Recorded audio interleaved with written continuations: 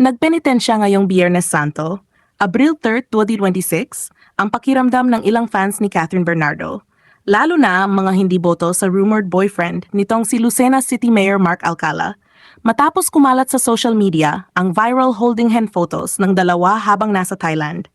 Sa mga lumabas na stolen shots, makikitang magkahawak kamay sina Catherine at Mark habang nasa escalator ng M-Sphere Mall sa Bangkok. Simple man ang eksena, pero para sa maraming netizens, malinaw itong indikasyon na may espesyal na namamagitan sa dalawa. Hindi na ito basta chismis lang. Para sa iba, kumpirmasyon na ito.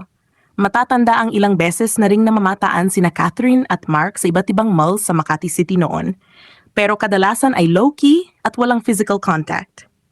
Kaya naman ibang level ang reaksyon ng fans nang makita ang mas intimate na moment nila sa Bangkok. Marami ang nagsabing tila ito na ang soft launch ng kanilang relasyon. Hindi rin nakaligtas sa mapanuring mata ng netizens ang isang Instagram video ni Catherine kung saan makikitang nakaangkla siya sa braso ng isang lalaki. Bagamat hindi ipinakita ang mukha, napansin ng fans ang suot nitong bracelet na umano'y kapareho ng madalas isuot ni Mayor Mark Alcala, kaya lalo pang lumakas ang haka-haka.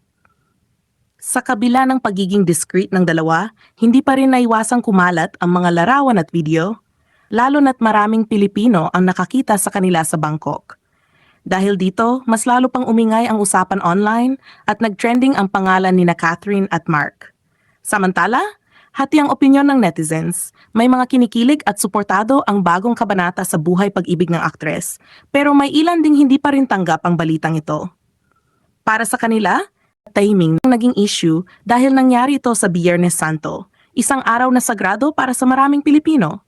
Sa ngayon, nananatiling tahimik sina Catherine Bernardo at Mark Alcala tungkol sa tunay na estado ng kanilang relasyon.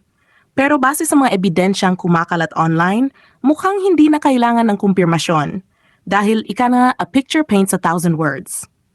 Abangan ang mga susunod pang updates sa isyong ito.